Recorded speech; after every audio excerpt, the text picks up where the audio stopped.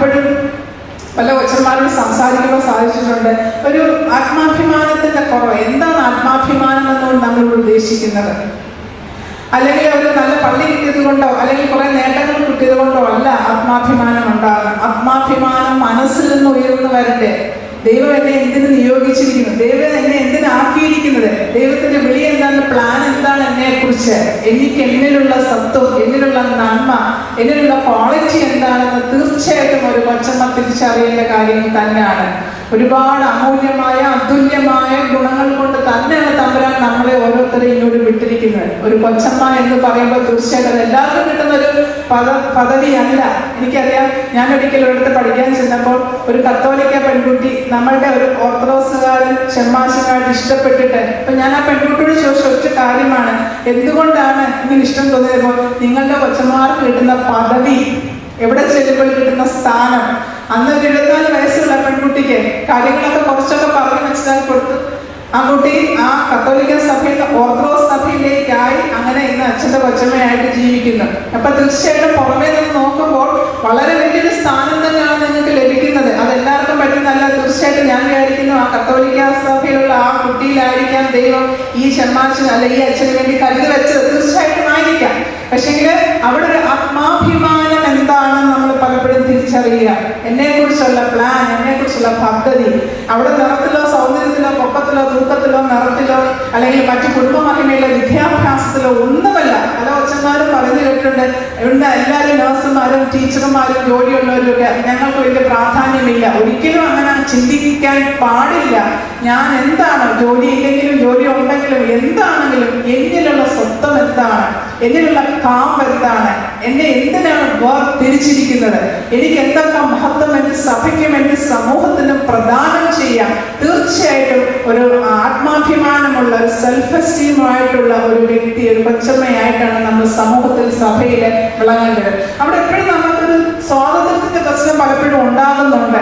ഒരു കൊച്ചമ്മയ്ക്ക് ഇങ്ങനെ ചെയ്യാൻ പറ്റുന്നത് ഇത്രയും പരിധികളെ ഉള്ളൂ. തീർച്ചയായിട്ടും ആ സ്വാതന്ത്ര്യം അല്ല ഇവിടെ നമ്മൾ ചിന്തിക്കില്ലേ. 30 കഴിഞ്ഞവർക്ക് തീർച്ചയായിട്ടും ഒരു വളരെ സ്വാതന്ത്ര്യത്തോടുകൂടി ചിന്തിക്കാനും വീക്ഷിക്കാനും പുറത്തെ കാര്യങ്ങളിൽ ഏർപ്പെടാനും ഒക്കെയുള്ള അവസരങ്ങൾ ഇന്ന് സഭയിൽ ധാരാളമുണ്ട്. പക്ഷെ എപ്പോഴും നമ്മൾ മിക്കവാറും നമ്മൾ ഒതുങ്ങിക്കൂടി പോകുന്നൊരു അവസ്ഥയാണ്. അതല്ല, ഒരു സ്വാതന്ത്ര്യത്തിന്റെ മേഖല എവിടെ ഉണ്ട്, ഒരു പുതുക്കലിന്റെ മേഖല എവിടെ ഉണ്ട്. തീർച്ചയായിട്ടും കാഴ്ചപ്പാടുകളിൽ കൊച്ചമ്മമാർക്ക് മാറ്റം വരുത്തണം. കാഴ്ചപ്പാടുകളിൽ ഇന്ന് അതിനകത്ത് ഏറ്റവും പ്രധാനപ്പെട്ട പേരന്റിങ്ങിൽ വരുന്ന മാറ്റങ്ങളാണ്. കൊച്ചന്മാരിലൊക്കെ ഇത് നമ്മളെ പഠിപ്പിച്ചു വിട്ടത്, നമ്മൾ ജനിച്ചത്, നമ്മൾ വളർന്ന ഒരു അന്തരീക്ഷത്തിനും കാലത്തിനും അല്ലെങ്കിൽ കുട്ടികളെ വളർത്തിട്ട് സഭാ മക്കളെ കാണണ്ടേ, പള്ളിയിൽ വരുന്ന കുട്ടികളെ, സൺഡേ സ്കൂളിൽ വരുന്ന കുട്ടികളെ ഒരിക്കലും അങ്ങനെയല്ല കാണണ്ടേ. അതിലൊക്കെയും ആ കുട്ടികളിലൊക്കെയുള്ള വ്യത്യസ്തതകൾ എന്താ, പ്രത്യേകതകൾ എന്താണ്, ഏത് തരത്തിൽ കുട്ടിയോട് ഡീൽ ചെയ്യണം. തീർച്ചയായിട്ടും ഏറ്റവും ആദ്യം മനസ്സിലാക്കട്ടെ കൊച്ചമ്മ തന്നെയാണ്. അവിടെ നമ്മൾ മനസ്സിലാക്കണം, ഒരു കുട്ടി എന്ന് പറയുമ്പോൾ നമുക്കൊരു ഇഷ്ടത്തിന് ദേഷ്യപ്പെടാനും അരിശപ്പെടാനും കണ്ടിട്ട് നോക്കാനും പറ്റുന്ന ഒരു വ്യക്തിയല്ല. എനിക്കൊരു കുട്ടി പറയുന്നുണ്ട്, ആ അച്ഛന്റെ കൊച്ചമ്മ എന്നോട് വല്ലാതെ ഹാർഷായിട്ട് സംസാരിച്ചു, അതെന്റെ മനസ്സിൽ നിന്ന് മാറുന്നില്ല. അച്ഛൻ അത്രയൊന്നും പറഞ്ഞില്ല, പക്ഷെ ആ കൊച്ചമ്മയുടെ സംസാര രീതി എന്റെ മനസ്സിൽ ഒരുപാട് മുറിവേൽപ്പിച്ചു എന്നെ. തീർച്ചയായിട്ടും മനസ്സിലാക്കണം, കാഴ്ചപ്പാടുകളിൽ മാറ്റം വരുത്തിയേ മതിയാകത്തുള്ളൂ. ഒരു പുതുക്കൽ നമ്മൾക്ക് അവിടെ ഉണ്ടായിരിക്കണം. ഒരു കുട്ടിയോട് എങ്ങനെ സംസാരിക്കണം, അല്ലെങ്കിൽ യുവാവിനോട് എങ്ങനെ സംസാരിക്കണം, ഒരു മധ്യവയസ്കയായ വ്യക്തിയോട് എങ്ങനെ സംസാരിക്കണം. തീർച്ചയായിട്ടും നമ്മളൊരു അധികാരഭാവത്തിൽ അവിടെ നമ്മൾ മനസ്സിലാക്കണം, അധികാരഭാവത്തിൽ നിന്ന് ഒരു അച്ഛന്റെ കൊച്ചമ്മ അധികാരഭാവത്തിൽ നിന്ന് സംസാരിച്ചാൽ ഒരിക്കലും നമുക്കവിടെ സ്ഥാനം കിട്ടത്തില്ല, മാനം കിട്ടത്തില്ല, നമ്മളെ ആരും വകവെക്കത്തില്ലെന്ന് മനസ്സിലാക്കണം. പണ്ടൊക്കെ ആയിരുന്നു അച്ഛൻ എന്ന് പറയുന്നത് സമൂഹത്തിന് ഫോർ ദ പീപ്പിൾ. പക്ഷെ ഇന്ന് വിത്ത് ദ പീപ്പിൾ, സമൂഹത്തോട് ഒരുമിച്ച്, സഭയോട് ഒരുമിച്ച്, സഭാമക്കളോട് ഒരുമിച്ച്. പണ്ടൊക്കെ നമുക്ക് ഇങ്ങനെ ബിഷപ്പ്മാരൊന്നും അധികം സംസാരിക്കാനൊന്നും കിട്ടത്തില്ല, കാര്യം അവരും അതുപോലെ തിരക്കുകൾ, വലിയ ഭദ്രാസനങ്ങളും കാര്യങ്ങളും ഒക്കെ. പക്ഷെ ഇന്ന് തീർച്ചയായിട്ടും ബിഷപ്പ്മാരൊക്കെ മിക്ക ആവശ്യങ്ങൾക്ക് അവർ കടന്നു വരാനും നമ്മളോട് സഹകരിക്കാനും നമ്മുടെ ആവശ്യങ്ങളിലൊക്കെ അല്ലെ അച്ഛന്മാരൊക്കെ ആണെങ്കിലും വളരെ ഇന്ന് സഭാമക്കളുമായിട്ട് യോജിച്ചു പോകുന്ന അല്ലെങ്കിൽ കുറച്ചുകൂടി ചേർന്ന ഒരു കാലത്ത് അങ്ങനെ പറ്റുന്നത് വിത്ത് ദ പീപ്പിൾ ആയി. ഫോർ ദ പീപ്പിൾ എന്ന് പറയുന്നത് നമ്മളൊരു ബഹുമാനം വിട്ട്, ഒരു പേടിയിട്ട്, ഒരു ഭയം വിട്ട് അകലത്തിൽ നോക്കത്തുള്ള. തീർച്ചയായിട്ടും നമ്മൾ ഇന്ന് അവരുടെ കൂടെ, അവരോടൊപ്പമാണ് ഇന്ന് സഭാ നേതാക്കന്മാരും സഭയുടെ മേലധ്യക്ഷന്മാരും ഒക്കെ നമ്മളോട് പെരുമാറുന്നത്. അതേപോലെ തന്നെ മനസ്സിലാക്കണം, കൊച്ചമ്മ എന്ന് പറയുമ്പോൾ ഒരു പദവി അലങ്കരിച്ച് മാറി നിൽക്കുകയല്ല വേണ്ടത്. വിത്ത് ദ പീപ്പിൾ, ആ പള്ളിയിലെ, ആ സമൂഹത്തിന്റെ കൂടെ, ആ സഭയുടെ കൂടെ പോകുന്ന വിത്ത് ദ പീപ്പിൾ ആയി നമ്മൾ മാറണം. ഫോർ ദ പീപ്പിൾ നിന്നാൽ നമുക്ക് ഒരു ബഹുമാനം കിട്ടത്തില്ല. ഒരു പള്ളിയിൽ വേറൊരു പള്ളിയിലേക്ക് ട്രാൻസ്ഫർ ആയി പോകുമ്പോൾ അവിടുന്ന് കിട്ടുന്ന കുറെ സമ്മാനങ്ങൾ മാത്രമല്ല നമുക്ക് ഓർമ്മ, ആ സഭാമക്കൾ എന്നെ ഏത് തരത്തിൽ ഓർക്കുന്നു. ഒരു 10 വർഷം കഴിഞ്ഞാലും ആ പള്ളിയിലേക്ക് തിരിച്ചു ചെന്നാൽ അവിടെയുള്ള വ്യക്തികൾ എന്നെ ഏത് വിധത്തിൽ ഓർക്കുന്നു. ഒരു എലിമെന്റെങ്കിലും അവിടെ ഇട്ടിട്ട് പോകാൻ നിങ്ങളുടെ വാക്കിലൂടെ, പ്രവൃത്തിയിലൂടെ, നോട്ടത്തിലൂടെ, സ്വാതന്ത്ര്യത്തിലൂടെ, സഹകരണത്തിലൂടെ സാധിക്കുന്നുണ്ടോ എന്നുള്ളത് നമ്മൾ എപ്പോഴും ചിന്തിക്കണം. 3 വർഷം കഴിയുമ്പോൾ അടുത്ത പള്ളിയിൽ പോകും, 3 വർഷം കഴിയുമ്പോൾ അടുത്ത പള്ളിയിൽ പോകുന്നു എന്നുള്ളതല്ല നമ്മൾ ചിന്തിക്കേണ്ടത്. തീർച്ചയായിട്ടും ആ സഭാമക്കളുടെ ഇടയിൽ എങ്ങനെയൊക്കെ എന്നെ ഓർത്തിരിക്കാൻ എനിക്ക് അവസരങ്ങൾ ഉണ്ടാക്കിയെടുക്കാം. തീർച്ചയായിട്ടും നമ്മുടെ ആവശ്യങ്ങളും നമ്മുടെ സാന്നിധ്യം അല്ല സാമീപ്യം ആഗ്രഹിക്കുന്ന ഒരുപാട് സഭാമക്കൾ നമ്മളുടെ ഇടയിലുണ്ട്. നിങ്ങളെ സംബന്ധിച്ച് ഒരു പക്ഷം പിടിക്കാനോ അല്ലെങ്കിൽ തീർച്ചയായിട്ടും ഒരു വിഭാഗത്തിലൂടെ നിൽക്കാനോ നിഷ്പക്ഷമായിട്ട് ഒറ്റയ്ക്ക് നിൽക്കേണ്ടത്, ഒറ്റയ്ക്ക് സ്വതന്ത്രമായിട്ട് നിൽക്കേണ്ട ഒരു വ്യക്തിയാണ് നിങ്ങൾ. തീർച്ചയായിട്ടും അവിടെയൊക്കെ പലവിധത്തിലുള്ള സംസാരങ്ങളും പലവിധത്തിലുള്ള ആക്ഷേപങ്ങളും പലവിധത്തിലുള്ള കമന്റുകളും ഒക്കെ നിങ്ങൾ കേൾക്കണം. പക്ഷെ അവിടെയൊക്കെയും നമ്മളുടെ ഒരു സെൽഫ് എസ്റ്റീം എങ്ങനെ ഇംപ്രൂവ് ചെയ്യുന്നു അതനുസരിച്ച് നമുക്ക് സഭാമക്കളിലൂടെ നിന്ന് സഭയെ സുസ്ഥിരം മുന്നോട്ട് കൊണ്ടുപോകാൻ സാധിക്കുകയുള്ളൂ മനസ്സിലാക്കുക. അവിടെ നമ്മൾ അടുത്ത മനസ്സിലാക്കുക. രണ്ടാമത്തെ കൊണ്ട് ശുഭാപ്തി വിശ്വാസം. ഇന്ന് പലപ്പോഴും ശുഭാപ്തി വിശ്വാസം വളരെ കൂടുതലാണ്, ഒപ്റ്റിമിസം വളരെ കുറവാണ്. ഇന്ന് മിഥ്യാബോധത്തിലാണ് ഇന്ന് പലരും ജീവിക്കുന്നത്. ഞാൻ 2 ആഴ്ച മുമ്പ് മാവേലിയിൽ നിങ്ങൾ അച്ഛൻ്റെ കൊച്ചന്മാർക്ക് ക്ലാസ് കഴിഞ്ഞിട്ട് കൊച്ചമ്മയോട് പറഞ്ഞു, മിസ് അത് പറഞ്ഞ് വളരെ ശരി, മിഥ്യാബോധത്തിലാണ് ഞാൻ ജീവിക്കുന്നത്. മിഥ്യാബോധം എന്ന് പറയുമ്പോൾ എൻ്റെ വേല എന്താണ്, എന്നെ എന്തെങ്കിലും തിരഞ്ഞെടുത്തു, അല്ലെങ്കിൽ എനിക്ക് കിട്ടിയ ഭർത്താവ്, അല്ലെങ്കിൽ എനിക്ക് കിട്ടിയ സൗകര്യങ്ങൾ, അല്ലെങ്കിൽ എനിക്ക് കിട്ടിയ ജോലി, ഇതിലൊക്കെ ഇപ്പോഴും സംശയം. ഇത് ഞാൻ എൻ്റെ ഉദ്ദേശിച്ചത് മിഥ്യാബോധത്തിലാണ് പ്രത്യേകിച്ച് ഇന്ന് സ്ത്രീകൾ നിൽക്കുന്നത്. ഒരിക്കലും ഒരു മിഥ്യാബോധത്തിന്റെ ആവശ്യമില്ല. അവിടെയൊക്കെ ഒരു അടിയുറച്ച വിശ്വാസം, ഒരു അടിയുറച്ച ദൈവമായിട്ടുള്ള അടിയുറച്ച പങ്ക് ഉണ്ടെങ്കിൽ മാത്രമേ നമുക്ക് ഈ മിഥ്യാബോധത്തിൽ നിന്ന് മാറ്റി ഒരു ശുഭാപ്തി വിശ്വാസത്തിലേക്ക് നമുക്ക് കടക്കാൻ സാധിക്കത്തുള്ളൂ. മിഥ്യാബോധത്തിലേക്ക് പോയാൽ പല രോഗങ്ങളും അസുഖങ്ങളും നമുക്ക് കൂട്ട് വന്നുകൊണ്ടേയിരിക്കും. അതുകൊണ്ട് ഒരിക്കലും ഒരു മിഥ്യാബോധത്തിലേക്ക് പോകാൻ സാധിക്കരുത്. ഇപ്പൊ ഈ അടുത്ത സമയത്ത് ഒരു പുള്ളിക്കാരനോട് പറയായിരുന്നു, 45 വയസ്സുണ്ട്, നല്ല സാമ്പത്തിക, മക്കളൊക്കെ പഠിച്ച് മിടുക്കരായി, ചുറ്റുപാടുകൾ, ഭർത്താവ് ജോലിക്ക് പോകുന്നു. പക്ഷെ ഇതിനകത്തെല്ലാം ഞാനൊരു ഏക ആയിട്ട് ഒരു ലോൺലിനെസ്, എനിക്കൊരു ഒറ്റപ്പെടൽ എനിക്ക് അനുഭവിക്കുന്നു എന്ന് പറയായിരുന്നു. അതുപോലെ മറ്റൊരു അച്ഛനോട് സംസാരിച്ച് പറയായിരുന്നു, അച്ഛൻ്റെ പള്ളിക്കാര്യത്തിന് പോകും, മക്കൾ വളർന്ന് മക്കളുടെ കാര്യത്തിന് പോയി, ഞാൻ ഒറ്റപ്പെടുന്നു എന്നുള്ളൊരു ചിന്ത എനിക്ക് ഉണ്ടാകുന്നു. തീർച്ചയായിട്ടും ഈ ഒരു നെഗറ്റീവ് തോട്ട് മനസ്സിലേക്ക് വരാൻ പാടില്ല. എപ്പോഴും ഒരു പോസിറ്റീവ് തോട്ട്, അതായത് മിഥ്യാബോധം മനസ്സിൽ നിന്ന് എടുത്ത് കളഞ്ഞെങ്കിൽ മാത്രമേ നമുക്ക് മുൻപോട്ട് പോകാൻ സാധിക്കത്തുള്ളൂ. ഈ മിഥ്യാബോധം എടുക്കണം, മാറ്റങ്ങൾ, പക്വതയാർന്ന മനസ്സുണ്ടായിരിക്കണം. തീർച്ചയായിട്ടും നിങ്ങളെ സംബന്ധിച്ച് എപ്പോഴും വ്യതിയാനങ്ങളും വ്യത്യാസങ്ങളും വന്നുകൊണ്ടിരിക്കുകയാണ്. 3 വർഷം കൂടുമ്പോൾ അടക്കം വ്യതിയാനം നിങ്ങൾക്ക് എപ്പോഴും വന്നുകൊണ്ടിരിക്കുകയാണ്. അതുകൊണ്ട് പക്വതയാർന്ന മനസ്സാണ് ഈ വ്യതിയാനത്തെയും ഈ മിഥ്യാബോധത്തെയും ഓവർകം ചെയ്യാൻ നമുക്ക് സാധിക്കുന്നത്. പക്വതയാർന്ന മനസ്സുണ്ടായിരിക്കണം ഈ മിഥ്യാബോധത്തിൽ നിന്ന് പുറത്തു വരാൻ. അതുകൊണ്ട് ജീവിത പങ്കാളി തിരഞ്ഞെടുക്കുന്നതിലും ജോലിയിലും ഒക്കെ എല്ലാം ഒരു അടിയുറച്ച വിശ്വാസം നമ്മൾക്കുണ്ടായിരിക്കണം. ആ ഏത് പള്ളിയിൽ ചെന്നാലും ആ പള്ളിയിലെ സഭാമക്കളുമായിട്ടൊക്കെ ഒരു അടിയുറച്ച ബന്ധം, ഒരു വിശ്വാസം ഉണ്ടെങ്കിൽ ഒരു പോസിറ്റീവായിട്ട് നമുക്ക് ചിന്തിക്കാനും മുൻപോട്ട് പോകാൻ സാധിക്കത്തുള്ളൂ. എപ്പോഴും നമ്മൾ ഒരു തെറ്റിദ്ധാരണയോടെ ആ പള്ളിയിലേക്ക് കടന്നു ചെല്ലുന്ന പലപ്പോഴും ഇവിടെ കമ്മിറ്റി കൂടും, പിന്നെ പ്രശ്നം ഉണ്ടാകും, ഇവിടെ വഴക്കുണ്ടാകുന്ന ഒരു പള്ളിയാണ്, ഇവിടെ അച്ഛന്മാർക്ക് സ്വന്തമായിട്ട് ജോലി ചെയ്യാൻ പറ്റാത്തവരാണ്. ഇതൊക്കെ പലപ്പോഴും അച്ഛന്മാരുടെ മനസ്സിലൊരു മിഥ്യാബോധം അങ്ങനെ അവർ കൂട്ടിവെക്കും. ഒരിക്കലും നമ്മൾ അങ്ങനെ ചിന്തിക്കേണ്ട. അതിന് മുമ്പിൽ നിന്ന് അച്ഛൻ ചില പ്രശ്നങ്ങൾ അല്ലെങ്കിൽ അവരുമായിട്ട് ഉണ്ടായിട്ടുണ്ടെങ്കിൽ പോലും അടുത്ത് വരുന്ന ഒരാൾക്ക് വളരെ ഭംഗിയായിട്ട് അതിനൊക്കെ ഡീൽ ചെയ്യാനും അവരുടേതായ മെത്തഡോളജിയിൽ അവരുടേതായ പ്രവർത്തന മേഖലയിൽ മാറ്റം വരുത്താനും പലപ്പോഴും നമുക്ക് സാധിക്കും. അതുകൊണ്ട് മിഥ്യാബോധം ഒരിക്കലും നമുക്ക് ഉണ്ടാകാൻ പാടില്ല. ഒരു ശുഭാപ്തി വിശ്വാസം എപ്പോഴും കൊച്ചന്മാർക്ക് ഏറ്റവും അത്യാവശ്യമാണ്, ശുഭാപ്തി വിശ്വാസം. അടുത്തത് ഒരു ബഹിർമുഖത്വം, ഒരു ഇൻട്രോവേർഷൻ ഉണ്ടായിരിക്കണം. ബാഹ്യ ലോകവുമായിട്ടൊരു അടുപ്പം. തീർച്ചയായിട്ടും ഒരു ബാഹ്യ ലോകവുമായിട്ട് ഇന്ന് വളരെ അടുപ്പം കുറവാണ്. അത് പ്രത്യേകിച്ച് കുട്ടികൾക്കും അച്ഛൻ്റെ മക്കളും അത് കൗൺസിലിംഗിൽ പറയും, ഞങ്ങൾക്കൊരു ജീൻസ് ഇടാൻ സാധിക്കില്ല, ഞങ്ങൾക്കൊരു കൂട്ടസ് ഇടാൻ സാധിക്കില്ല, അല്ലെങ്കിൽ ഞങ്ങൾക്കൊന്നും ഒരുങ്ങി നടക്കാൻ സാധിക്കില്ല. അച്ഛൻ്റെ മക്കൾ എന്നുള്ള മുദ്ര കുത്തപ്പെട്ടിരിക്കുകയാണ്.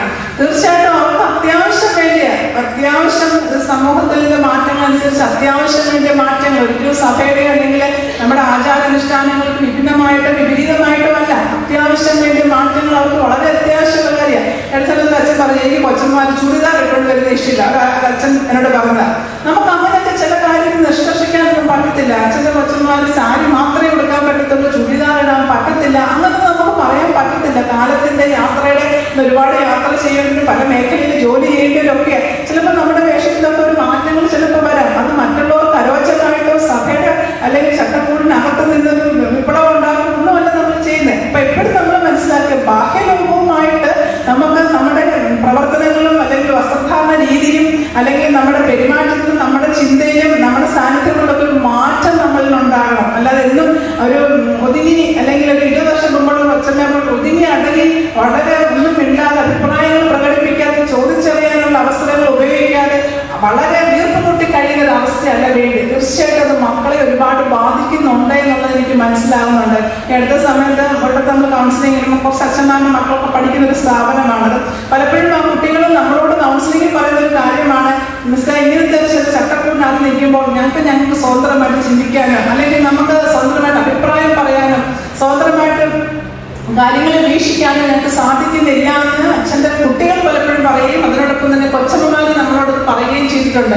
തീർച്ചയായിട്ടും അവിടെയൊക്കെയാണ് നമുക്ക് ആദ്യം പറഞ്ഞ ആത്മാഭിമാനം. ഏതറ്റം വരെ പോകാം, എവിടെ വരെ പോകാം എന്നുള്ളത് നമുക്ക് നമ്മളെ കുറിച്ചുള്ള അഭിമാനം നമ്മുടെ മനസ്സിലുണ്ടെങ്കിൽ മാത്രമേ നമുക്ക് കാരണങ്ങളെ ശരിയായ രീതിയിൽ പറയാനും ശരിയായ വീക്ഷിക്കാനും ചോദിച്ചറിയാനും മനസ്സിലാക്കാനും ഒക്കെ സാധിക്കത്തുള്ളൂ. അച്ഛൻ്റെ കൊച്ചമ്മയായതുകൊണ്ട് സമൂഹത്തിൽ നടക്കുന്ന മാറ്റങ്ങൾ അറിയരുതെന്നും സമൂഹത്തോട് പ്രതികരിക്കരുതെന്നും സമൂഹമായിട്ട് ബന്ധപ്പെടണമെന്ന് പറയുന്നത് ശരിയല്ല. തീർച്ചയായിട്ടും കാലത്തിനനുസരിച്ച് തന്നെ നമുക്ക് മാറ്റങ്ങൾ ഉണ്ടാകണം. മാറ്റങ്ങൾ ഉണ്ടായെങ്കിൽ മാത്രമേ അടുത്തൊരു ജനറേഷനെ ശരിയായ രീതിയിൽ കൊണ്ടുവരാനും സാധിക്കത്തുള്ളൂ. അതുകൊണ്ട് നല്ല വായനകളും നല്ല ടോക്കുകളൊക്കെ കേൾക്കുകയും ഒക്കെ ചെയ്യണം. അല്ലാതെ വേദപുസ്തകം മാത്രം വായിച്ചുകൊണ്ടിരിക്കാൻ പറ്റത്തില്ല. വേദപുസ്തകമാണ് ഏറ്റവും നല്ല കൗൺസിലിംഗ് പുസ്തകം ഞാൻ പറയും. അതിനോടൊപ്പം തന്നെ മറ്റു പുസ്തകങ്ങളിലൂടെ തന്നെ നമ്മൾ വായിക്കുകയും ഇന്നത്തെ സമൂഹത്തിന്റെ അല്ലെങ്കിൽ നമ്മുടെ സഭയുടെ നിലനിൽപ്പ് എന്താണെന്നൊക്കെ മനസ്സിലാക്കിയെങ്കിൽ മാത്രമേ കുറച്ചുകൂടി നമുക്ക് മുൻപോട്ട് വരാൻ സാധിക്കത്തുള്ളൂ. തീർച്ചയായിട്ടും ഇതിനകത്ത് ഇരിക്കുന്ന പലർക്കും പഠിക്കാനും പഠിച്ച് മുമ്പോട്ട് പോകാനും ഒക്കെ സൗകര്യമുള്ളവരാണ്. തീർച്ചയായിട്ടും കുറച്ച് അറിവുകളും മനഃശാസ്ത്രപരമായ അറിവുകളൊക്കെ നമ്മൾ നേടേണ്ട ഒരു ആവശ്യമുണ്ട്. നമ്മുടെ വ്യക്തിത്വം എന്ന് പറയുന്നത് നാല് ഘട്ടമുണ്ട്. ഹ്യൂഗ് പറയുന്ന 4 ഘട്ടം. അതിൽ 2 ഘട്ടം 40 വയസ്സുകൊണ്ട് തീരുക. അടുത്ത 3-ാമത്തെ 4-ാമത്തെ ഘട്ടം 40 വയസ്സ് കഴിയുമ്പോൾ വീണ്ടും തുടർന്നുണ്ട്. അല്ലാതെ വ്യക്തിത്വ രൂപീകരണം നമ്മൾ 20 വയസ്സിലോ നമ്മളെ 25 വയസ്സിലോ അല്ലെ അടുത്ത 10 വയസ്സുകൊണ്ട് നിൽക്കുന്നില്ല. വ്യക്തിത്വ രൂപീകരണം തുടർന്നുകൊണ്ടേയിരിക്കുന്ന ഒരു പ്രതിഭാസമാണ്. 40 കഴിയുമ്പോഴാണ് അടുത്ത വ്യക്തിത്വ രൂപീകരണം. തീർച്ചയായിട്ടും 40 കഴിയുമ്പോൾ ആത്മീയമായിട്ട് കുറച്ചുകൂടെ പരിപോഷണം വരുന്ന കാലഘട്ടമാണ് 40 കഴിയുന്ന കാലഘട്ടം. അതുകൊണ്ട് മനസ്സിലാക്കുക, ഈ വ്യക്തിത്വ രൂപീകരണം നടന്നുകൊണ്ടേ ഇരിക്കുകയാണ്. അതുകൊണ്ട് നമ്മൾ ആരും നിന്നിടത്ത് നിൽക്കുകയല്ല വേണ്ടത്. വീണ്ടും ഉയർന്നുയർന്ന സഭയിലേക്ക് വരണം. സഭയുടെ മാറ്റങ്ങളെ ഉൾക്കൊള്ളാനും അതുപോലെ സഭയിലെ പുതിയ പുതിയ വ്യതിയാനങ്ങൾ വരുത്താനൊക്കെ നിങ്ങളുടെ സംഘടനയ്ക്ക് കൂട്ടായ്മയ്ക്ക് സാധിക്കണം. അവിടെ ശക്തമായ ഒരു കൂട്ടായ്മ എല്ലാ ഭദ്രാസനങ്ങളിലും കൊച്ചന്മാരും നല്ല കൂട്ടായ്മ വേണം. മാസത്തിൽ ക്ലാസ്സൊക്കെ അവിടെ കൊണ്ടുവരണം. എങ്കിൽ മാത്രമേ നിങ്ങൾക്ക് എങ്ങനെ മൂവ് ചെയ്യുന്നു അത് ഞാനൊക്കെ ഞങ്ങളുടെ പള്ളിയിലെ കൊച്ചമ്മ എന്ത് ചെയ്യുന്നു അത് എപ്പോഴും നിരീക്ഷിക്കുന്ന ഒരാളാണ്. അല്ലാതെ വളരെ ഒതുങ്ങിയ മാറി അച്ഛനോട് കൃത്യ സന്ധ്യാവസ്ഥാനത്തിൽ വന്ന കുർബാന കഴിഞ്ഞ് കൃത്യം പോകുന്ന ഒരു കൊച്ചമ്മയല്ല ഞങ്ങൾ അത് എക്സ്പെക്ട് ചെയ്യുന്നത്. തീർച്ചയായിട്ടും കുറച്ചുകൂടെ ഇടപെടുന്ന, കുറച്ചുകൂടെ ബൗദ്ധികമായിട്ട് ചിന്തിക്കാൻ നിലവാരമുള്ള തലത്തിലേക്ക് നമ്മൾ വരേണ്ട ആവശ്യമുണ്ട്. എനിക്ക് 40 വയസ്സ്, എനിക്ക് 45 വയസ്സ്, എനിക്ക് മാറ്റം പറ്റത്തില്ല എന്ന് ചിന്തിക്കേണ്ട. 80 വയസ്സിലും ഇംഗ്ലീഷ് പഠിച്ച് ഞങ്ങളുടെ ക്ലാസ് എടുത്ത് ഓസ്ട്രിയക്കാരി മദാമയെ കുറിച്ച് വളരെ സന്തോഷത്തോടെ എനിക്ക് പറയാനുണ്ട്. അവരുടെ ഭാഷ നമുക്കറിയുന്നത് നമ്മുടെ ഭാഷ അവർക്ക് അറിയുന്നില്ല. പക്ഷെ 80-ാമത്തെ വയസ്സിൽ ഇംഗ്ലീഷ് പഠിച്ചുകൊണ്ട് ക്ലാസ് എടുത്തൊരു മദാമയുണ്ട്. അപ്പൊ നമുക്ക് ഏത് കാലത്തിലും പഠിക്കാനും വളരാനും ഒക്കെ സാധിക്കും. അതുകൊണ്ട് വീണ്ടും നമ്മളുടെ പഠനങ്ങളും വളർച്ചയൊക്കെ തുടർന്നുകൊണ്ടേയിരിക്കണം. വിദ്യാഭ്യാസം ഒരു തുടർ വിദ്യാഭ്യാസമാണ്. ഒരിക്കലും ഒരു 30 വയസ്സ് 20 വയസ്സിലൂടെ തീരുന്നില്ല എന്ന് മനസ്സിലാക്കുക. അടുത്ത നമ്മുടെ ആത്മനിയന്ത്രണം. സാധാരണ ഇന്ന് ഇല്ലാതെ പോകുന്നൊരു കാര്യമാണ് ആത്മനിയന്ത്രണം. കൊച്ചമ്മമാരിൽ പോലും അത് വളരെ കാണാതെ പോകുന്നൊരു കാര്യമാണ് ആത്മനിയന്ത്രണം. എങ്ങനെ സ്വയം ഒന്ന് നിയന്ത്രിക്കണം, എങ്ങനെ സ്വയം കാര്യങ്ങളെ ചിന്തനം ചെയ്യണം. തീർച്ചയായിട്ടും ഒരു ആത്മനിയന്ത്രണത്തിന്റെ അഭാവം പലപ്പോഴും നമുക്ക് ഉണ്ടാകുന്നുണ്ട്. അവിടെയൊക്കെ നമ്മൾ പലപ്പോഴും ഒരു ഘട്ടം കഴിയുമ്പോൾ ചിന്തിക്കുന്നത്, ഞാൻ ആരാണ്, എൻ്റെ ജീവിതത്തിന്റെ ഉദ്ദേശം എന്താണ്, എൻ്റെ ജീവിതത്തിന്റെ പ്രാധാന്യം എന്താണ്, ഞാനിങ്ങനെ കുറച്ചുനാൾ ഒരു പള്ളിയിൽ ജീവിച്ചു, കുറച്ചുനാൾ വേറൊരു പള്ളിയിൽ ജീവിച്ചു, ഇങ്ങനെ കടന്നു പോകുന്ന ഒരു വ്യക്തിയാണോ? പലപ്പോഴും നമുക്ക് നമ്മളെക്കുറിച്ച് വലിയ ചോദിച്ചിട്ടേ വരും. ഞാൻ എന്താണ്, എങ്ങനെയാണ്, എൻ്റെ ജീവിതത്തിന് അർത്ഥമുണ്ടോ, എൻ്റെ ജീവിതത്തിന്റെ പ്രാധാന്യമുണ്ടോ? ഒരിക്കലും അത് വരാൻ പാടില്ല. ഈ സംശയങ്ങളൊക്കെ പ്രത്യേകിച്ച് ഒരു മിഡിൽ ഏജിൽ ഉണ്ടാകുന്ന ഒരു സംശയങ്ങളാണ്. ഈ വികാരങ്ങളിലൊക്കെ മാറ്റങ്ങൾ വരുമ്പോൾ, നമുക്കൊരു ആത്മനിയന്ത്രണം ഇല്ലാതെ വരുമ്പോൾ എനിക്ക് എന്നെക്കുറിച്ച് തന്നെ ഒരു വികലമായ ചിന്ത ഉണ്ടാകുകയാണ്. ഒരിക്കലും ഒരു വികലമായ ചിന്ത ഉണ്ടാക്കാൻ പാടില്ല. ഒരു ആത്മനിയന്ത്രണം എന്നെക്കുറിച്ച് അവിടെ ഞാൻ വീണ്ടും പറയണം. എൻ്റെ ജീവിതത്തെക്കുറിച്ച് കുറിച്ച്, എൻ്റെ ജനനത്തെക്കുറിച്ച്, എന്നെക്കുറിച്ച് ഒരു വ്യക്തമായ കാഴ്ചപ്പാടുണ്ടായിരിക്കണം. എങ്കിൽ മാത്രം ഒരു ആത്മനിയന്ത്രണത്തിൽ നമുക്ക് മുൻപോട്ട് പോകാൻ സാധിക്കത്തുള്ളൂ.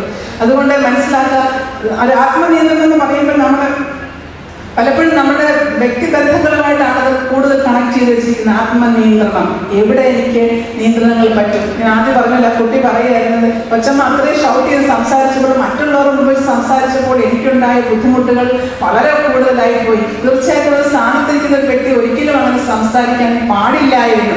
തീർച്ചയായിട്ടും നമ്മൾ പലപ്പോഴും നമ്മൾ ഈ പറയുന്നത് ആവശ്യ സമയത്ത് അച്ഛനെ കിട്ടുന്നില്ല, അല്ലെങ്കിൽ എല്ലാ കാര്യങ്ങളോടും നമ്മൾ നോക്കി നടത്തേണ്ടി വരും. ഒക്കെ വരുമ്പോൾ നമ്മൾ ആത്മനിയന്ത്രണം വിട്ടുപോകും. ഇനി ഇവിടെ പറഞ്ഞു അച്ഛൻ്റെ കൂടെ ഒപ്പം വന്നു, ശരിയാ പരസ്പര പൂരകങ്ങളൊക്കെയാണ്, പക്ഷെ എപ്പോഴും നമുക്ക് പരസ്പര പൂരകങ്ങളാകാൻ സാധിക്കുകയില്ല.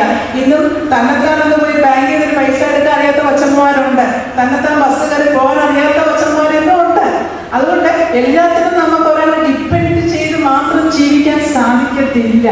ആ ഡിപ്പെൻഡൻസിയുടെ കാലം പ്രത്യേകിച്ച് ഈ 40 കഴിയുമ്പോൾ 35 കഴിയുമ്പോൾ ഡിപ്പെൻഡൻസി വിട്ട് നമ്മൾ സ്വയം പര്യാപ്തത നേടണം. ഇങ്ങനൊന്നും സാധിക്കാതെ വരുമ്പോൾ ആത്മനിയന്ത്രണം ഒക്കെ വിട്ടുപോകുന്നുണ്ട്. മറ്റൊരു സമയത്ത് കൗൺസിലിംഗ് ഒരു പുള്ളിക്കാരി കൗൺസിലിങ്ങിന് വന്നു, 30-32 വയസ്സുണ്ട്. കാര്യങ്ങളൊക്കെ ചോദിച്ചു, ഹസ്ബൻഡ് എവിടെ എന്ന് ചോദിച്ചപ്പോൾ ഹസ്ബൻഡ് പ്രീസ്റ്റാന്ന് പറഞ്ഞു. പെട്ടെന്ന് നമ്മൾ ചാടി ഏത് ഇതില്ലാന്ന് ഞാൻ ചോദിക്കാറില്ല. ചോദിച്ചിങ്ങനെ വന്നു കഴിഞ്ഞപ്പോൾ ആ കൊച്ചമ്മയ്ക്ക് കുറച്ച് നാൾ പുറത്തെടുത്ത് ജോലി ചെയ്യാൻ പോകേണ്ടി വന്നു. തിരിച്ച് ഇടയ്ക്ക് അച്ഛൻ താമസിക്കുന്ന പാഴ്സലിൽ വരുമ്പോൾ അച്ഛൻ വളരെ ഇൻഡിഫറൻ്റ് ആയിട്ട് പെരുമാറുന്നു. അച്ഛൻ എപ്പോഴും വളരെ തിരക്കുക, ഫോൺ വിളികളൊക്കെ. അപ്പോൾ കൊച്ചമ്മ എന്ന് പറയുന്ന വ്യക്തിയെ സംബന്ധിച്ച് നമ്മൾ എപ്പോഴും മനസ്സിലാക്കണം, നമ്മുടെ ബാല്യത്തിലും കൗമാരത്തിലുള്ള ചില പ്രശ്നങ്ങൾ ഈ 40-ലും 50-ലും ഒക്കെ നമ്മളിങ്ങനെ പ്രതിഫലിപ്പിച്ചുകൊണ്ടിരിക്കും ചിലരുടെ കേസിൽ. കൊച്ചമ്മ വളരെ സ്ട്രിക്റ്റ് ആയിട്ട് വളർന്നൊരു വീട്ടിൽ നിന്ന് വന്ന ഒരാളാണ്. വളരെ സ്ട്രിക്റ്റ് ആയിരുന്നു. അപ്പൻ പള്ളിയിലെ ഡ്രസ്സും കാര്യങ്ങളൊക്കെ ആയിരുന്നെങ്കിൽ പോലും, ഒരു മകളെ ഉള്ളായിരുന്നെങ്കിൽ പോലും വളരെ സ്ട്രിക്റ്റ് ആയിട്ട് അപ്പനും അമ്മയും നല്ല ബന്ധത്തിൽ ഉള്ള വീടല്ലായിരുന്നു. അപ്പോൾ കൊച്ചമ്മ വളരെ പ്രതീക്ഷയുടെ, പ്രത്യേകിച്ച് അച്ഛൻ എന്ന് പറയുമ്പോൾ കരുതലും സപ്പോർട്ടും ഇതുപോലെ സ്വാതന്ത്ര്യങ്ങളൊക്കെ കിട്ടുന്ന പ്രതീക്ഷയോടെ ആ കൊച്ചമ്മ വന്നത്, ജീവിതത്തിലേക്ക് കടന്നു വന്നു. പക്ഷേങ്കിൽ ചില സാമ്പത്തിക ബുദ്ധിമുട്ടുകളുകൊണ്ട് കൊച്ചമ്മയ്ക്ക് വേറെ ഒരു ജോലി ചെയ്യേണ്ടി വരുന്നു. കൊച്ചിനെ അവരുടെ വീട്ടിൽ താമസിപ്പിച്ചിട്ട് കൊച്ചമ്മ വേറെ സ്ഥലത്ത് പോകുന്നു. തിരിച്ച് പലപ്പോഴും വരുമ്പോൾ അച്ഛൻ വളരെ ഡിഫറൻ്റ് ആയിട്ട് പെരുമാറുകയും ഫോണിൽ തന്നെ അച്ഛൻ പലപ്പോഴും സംസാരിക്കുകയൊക്കെ ചെയ്യുന്നു. അപ്പോൾ കൊച്ചമ്മ പറയുന്നു, വരുന്ന എന്നെ ഒരു കരുതലോ അല്ലെ ഇടയ്ക്ക് എന്നെ ഫോൺ വിളിക്കുകയോ ഒന്നും ചെയ്യാറില്ല. കാര്യം ഈ കുടുംബത്തിന് വേണ്ടി ഞാൻ മാറിപ്പോയിരുന്ന് കഷ്ടപ്പെടുന്നത്. അങ്ങനെ ഒരു പ്രാവശ്യം അവധിക്ക് വന്നു കഴിഞ്ഞപ്പോൾ കൊച്ചമ്മ അച്ഛൻ പറഞ്ഞ് ഒരു വീട്ടിൽ വരുമ്പോഴൊക്കെ നിർബന്ധമായിട്ട് വിളിച്ചോണ്ട് പോകുന്നു. കൊച്ചമ്മയ്ക്ക് അതൊരു ഇഷ്ടപ്പെടുന്നില്ല. അപ്പം പറഞ്ഞ് ഹൗസ് വിസിറ്റിംഗ് പോകുമ്പോൾ എല്ലാ വീടുകളിലും പോകണം, നമ്മൾ മാറി നിൽക്കാൻ പറ്റത്തില്ല, അങ്ങനെ പോയി കഴിഞ്ഞാൽ എനിക്കത് മോശമാണെന്ന് പറഞ്ഞാണ് വിളിച്ചോണ്ട് പോകുന്നത്. അപ്പോൾ ഒരു ദിവസം അവർ കുളിച്ചിട്ട് ഇറങ്ങി വരുമ്പോൾ അച്ഛൻ ഫോണും കൊണ്ട് സ്റ്റോറിനകത്ത് നിന്ന് പതുക്കെ സംസാരിക്കുന്നു. കൊച്ചമ്മയ്ക്ക് ഒട്ടും അങ്ങോട്ട് ഉൾക്കൊള്ളാൻ പറ്റിയില്ല. കൊച്ചമ്മ ഫോൺ വലിച്ച് വാങ്ങിക്കുകയും അച്ഛനിട്ട് അടിക്കുകയും ചെയ്തെന്ന് എന്നോട് പറഞ്ഞത്. പക്ഷെങ്കിൽ വളരെ ഡിപ്രസ്ഡ് ആയിട്ടാണ് അവർ നമ്മുടെ മുമ്പിലേക്ക് വന്നിരിക്കുന്നത്. ഒരു മാനസിക നിലയൊക്കെ വിട്ട്, മാനസിക നിലയൊക്കെ വളരെ വിട്ട്. ഇപ്പം ഞാൻ പറഞ്ഞ കൗൺസിലിംഗ് കൊണ്ട് പറ്റത്തില്ല, നമുക്ക് എത്ര നേരം മെഡിസിൻ കൊടുക്കണം. വളരെ ഡിപ്രഷൻ എന്ന് പറഞ്ഞാൽ കൊച്ചമ്മയ്ക്ക് ഊണില്ല, ഉറക്കമില്ല, ഭക്ഷണം കഴിക്കുന്നില്ല, ഒരു ഭയങ്കര വൈകാരിക മനസ്സിലിരിക്കുന്ന ഒരവസ്ഥ, ഒരു അഗ്രസീവ് നേച്ചറിലേക്ക് പോകുന്നു. അപ്പം ഞാനിവിടെ പറഞ്ഞത്, ഇപ്പൊ പക്ഷെ കൊച്ചമ്മയോട് സംസാരിക്കുമ്പോൾ ഒരു സെൻസ് പറഞ്ഞത് ചെയ്യാൻ പാടില്ലായിരുന്നു. തീർച്ചയായിട്ടും ഞാൻ അങ്ങനെ ചെയ്യാൻ പാടില്ലായിരുന്നു എന്ന് വളരെ സങ്കടത്തോടാണ് പറഞ്ഞത്. ഒരു വികാര നിയന്ത്രണം അവിടെ പറ്റാതെ പോയി. നമ്മളെപ്പോഴും മനുഷ്യരാണ്. അച്ഛൻ്റെ കൊച്ചമ്മയാണെന്ന് പറഞ്ഞാലും, സാധാരണ ഭാര്യ എന്ന് പറഞ്ഞാലും, ഒരു ടീച്ചറാണെന്ന് പറഞ്ഞാലും ഒക്കെ നമ്മളൊക്കെ സാധാ മനുഷ്യരാണ്. തീർച്ചയായിട്ടും ഒരു വികാര നിയന്ത്രണം വളരെ അത്യാവശ്യം ഉള്ള സന്ദർഭങ്ങളിൽ പോലും നമ്മൾ പലപ്പോഴും പൊട്ടിത്തെറിച്ചു പോകുന്നു. ഇതിനു മുമ്പൊക്കെ നമ്മൾ ദേഷ്യപ്പെട്ട് അരശപ്പെട്ട് പോയിട്ടുണ്ടെങ്കിലും തീർച്ചയായിട്ടും ചില സന്ദർഭങ്ങളിൽ ആ വികാര നിയന്ത്രണം വളരെ അത്യാവശ്യം. ആ വികാര നിയന്ത്രണം വേണമെങ്കിൽ ഞാൻ മനസ്സിലാക്കുന്ന ഒന്ന്, ഒരു സിസ്റ്റമാറ്റിക് ആയിട്ടുള്ള എക്സസൈസും കാര്യങ്ങളും നമുക്കില്ലാതെ പോകുന്നു. ഒരു റിലാക്സ് കൃത്യമായിട്ട് എടുക്കാൻ പറ്റാതെ പോകുന്നു. ആത്മീയത കുറഞ്ഞു പോകുന്നു. ഇതൊക്കെ ഒരു വികാര നിയന്ത്രണത്തിന്റെ ബുദ്ധിമുട്ടുകളാണ്. പ്രത്യേകിച്ച് നമ്മൾ സ്ത്രീകൾ അത് ശരിയായ എക്സസൈസ് ഇല്ല. നമ്മുടേതായ 10 മിനിറ്റ് സമയം നമ്മൾ ചെലവഴിക്കുന്നില്ല. എന്തും നമ്മൾ ബാക്കിയുള്ളവർക്ക് വേണ്ടി എല്ലാം വെച്ച് വിളമ്പി നമ്മൾ ജോലിക്ക് പോകും. ഒരു 10 മിനിറ്റെങ്കിലും സ്വസ്ഥമായിട്ടിരിക്കാനും, നമുക്കിഷ്ടമുള്ള പാട്ട് കേൾക്കാനും, നമുക്കിഷ്ടമുള്ള ഹോബി ചെയ്യാനും ഒന്നും നമ്മൾ മാറ്റി വെക്കുന്നില്ല. ഒരു 10 മിനിറ്റ് റിലാക്സ് ചെയ്യാൻ തന്നെ ചെയ്യണം. അത് പലപ്പോഴും നമുക്ക് പറ്റാതെ പോകുന്നു. ജോലിയും കുട്ടികളുടെ കാര്യം, പള്ളിയിലെ കാര്യങ്ങളും, ഭർത്താവിൻ്റെ കാര്യം ഒക്കെ ചെയ്ത് നമ്മൾ പോകുമ്പോഴേ ഒരു വികാരങ്ങൾ വളരെ ഹൈ ആയി പോകുന്നു. തീർച്ചയായിട്ടും അതിന് കുറച്ച് സമയം നമ്മൾ കൊടുക്കണം. നല്ല കൃഷിയോ അല്ല ഇഷ്ടമുള്ള ഹോബികളോ അല്ലെങ്കിൽ മൃഗങ്ങളെ വളർത്തുന്നോ എന്തെങ്കിലും ഒത്തിരി സമയം നമ്മൾ മാറ്റി വെക്കണം. ഇന്ന് സീരിയൽ ഭരണത്തിന്റെ പുറകെ അല്ല നമ്മൾ പോകേണ്ടത്. ഇന്ന് ഞാൻ മനസ്സിലാക്കുന്നത്, എനിക്കറിയാം, എന്നോട് ഒരു കുട്ടിയുടെ അമ്മ ഇതുപോലെ ഒരു അച്ഛൻ്റെ കൊച്ചമ്മ എന്നോടൊന്ന് പറഞ്ഞു, മമ്മിക്ക് സീരിയൽ കഴിഞ്ഞിട്ട് സമയമൊന്നുമില്ല. ഇപ്പൊ ഞാൻ പറഞ്ഞാൽ ഈ മൈക്ക് കുറച്ച് പരിമല വരുമ്പോഴേ കേൾക്കാം. അവിടെ കട്ട് ചെയ്തിട്ടുണ്ടോ എന്നുള്ളത് ശ്രദ്ധിക്കണം കേട്ടോ. ഞാൻ മുമ്പേ പറഞ്ഞിട്ട് ഞാൻ കയറി നിൽക്കണം. ജംഗ്ഷന് വരുമ്പോഴേ ഇതിന്റെ ശബ്ദം അവിടെ കേൾക്കാം. ഇത് നമ്മളിത് അടിച്ചു വിട്ടാലേ ബുദ്ധിമുട്ടുള്ള കാര്യമാണല്ലോ. അതുകൊണ്ട് സീരിയൽ ക്രമം ഇല്ലെന്ന് പറയണ്ട. എന്തിനാ സൂര്യപുത്രി, ദത്തുപുത്രി, കാവ്യപുത്രി, മാനസപുത്രി, എനിക്കറിയത്തില്ല എന്തൊക്കെ കാണാം, ഇതൊക്കെ കാണുന്നുണ്ട്. ഇല്ലെന്ന് നമ്മൾ പറയണ്ട. ഞാൻ എല്ലാവരെയും കൂടെ അല്ല പറയുന്നത്, എന്റെ മുമ്പിൽ വരുന്ന കേസ് മാത്രമേ എനിക്ക് പറയാൻ സാധിക്കത്തുള്ളൂ. പക്ഷെങ്കിൽ ഇതൊക്കെ നമുക്ക് വേണം. പക്ഷെ അതൊക്കെ എങ്ങനെ യൂസ് ചെയ്യണം, എത്ര സമയം എങ്ങനെ വേണം എന്നൊക്കെ നമ്മളാ ചിന്തിക്കേണ്ടത്. അതുകൊണ്ട് അച്ഛൻ്റെ കൊച്ചമ്മയുടെ സീരിയൽ കാണരുതെന്നൊന്നുമല്ല ഞാനിവിടെ പറഞ്ഞത്. പക്ഷെ ഇതൊക്കെ എങ്ങനെ കാണണം, എങ്ങനെ എടുക്കണം എന്ന് നമ്മൾ വളരെ ചിന്തിച്ച് മനസ്സിലാക്കേണ്ട കാര്യമുണ്ട്. അവിടെ നമ്മൾ ആദ്യം പറഞ്ഞ പോലെ എന്നോടുള്ള അഭിമാനം എപ്പോഴും ഉണ്ടായിരിക്കണം. ചിലത് ചെയ്യുമ്പോൾ ആരും കാണുന്നില്ല, ആരും ശ്രദ്ധിക്കുന്നില്ല. പക്ഷെ എനിക്ക് എന്നോട് എങ്ങനെ ഒരു അഭിമാനം ഉണ്ടായിരിക്കണം എന്ന് ചിന്തിക്കുക. അതേപോലെ തന്നെ ഞാൻ ഈ അടുത്ത സമയത്ത് ഒരു പയ്യൻ പറഞ്ഞു, ഞാനൊരു അച്ഛൻ്റെ മകനാണ്, കാര്യങ്ങളൊക്കെ ചോദിച്ചു. എനിക്കൊരു അച്ഛനാകാൻ തന്നെ താല്പര്യമാണ്. പക്ഷെ അത് 18 വയസ്സുണ്ട്. അവൻ കാണാത്ത സീഡികളും കാര്യങ്ങളും ഒന്നും ഇല്ല. പക്ഷെ എനിക്ക് ഭാവിയിൽ അച്ഛനാകാൻ തന്നെയാണ് താല്പര്യം. പക്ഷെങ്കിൽ അപ്പൊ ഈ അച്ഛൻ അവിടെ വെച്ചിരിക്കുന്ന മൊബൈൽ എടുത്താണ് രാത്രിയിൽ നെറ്റ് കണക്ഷനിൽ കൂടി തെറ്റാൻ വ്യക്തികളിൽ കാണുന്നത്. അപ്പൊ ആ അച്ഛൻ മനസ്സിലാക്കുന്നില്ല, മകനെ വളരെയധികം വിശ്വസിക്കുന്നുണ്ട്. നിങ്ങൾ എപ്പോഴും മനസ്സിലാക്കണം, അച്ഛൻ്റെ മക്കളായതുകൊണ്ട് ഒരു തെറ്റ് ചെയ്യത്തില്ല, അല്ലെങ്കിൽ ഒരു തിന്മയിലേക്ക് പോകത്തില്ല എന്ന് വിചാരിക്കേണ്ട. പക്ഷെങ്കിൽ അവർ നമ്മളെ ബലഹീനരാണ്, സാധാരണ ജീവിതം നയിക്കുന്നവരാണ്, ഈ മാറ്റങ്ങളൊക്കെ അവർ ഉൾക്കൊള്ളുന്നവരാണ്.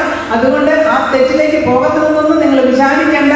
അങ്ങനെ പോകുന്നുണ്ട് ചിലരെങ്കിലും. പക്ഷെ അതൊരു നിരീക്ഷണം, ഒരു വീക്ഷണം നമ്മുടെ മനസ്സിലുണ്ടായിരിക്കണം. തീർച്ചയായിട്ടും ആ ഫോണൊക്കെ അലക്ഷ്യമായിട്ട് അങ്ങനെ ഇടുന്നത് കൊണ്ട് തന്നെയാണ് രാത്രി ഈ കുട്ടി എടുത്തോണ്ട് പോകുന്നതും മൊബൈൽ കേൾക്കുന്നു, അച്ഛനോട് തിരിച്ചാൽ ടേബിളെ കൊണ്ട് വെക്കുകയും ചെയ്യുന്നുണ്ട്. അതുകൊണ്ട് ഈ കാര്യങ്ങളൊക്കെ നമ്മളൊന്ന് മനസ്സിലാക്കാം.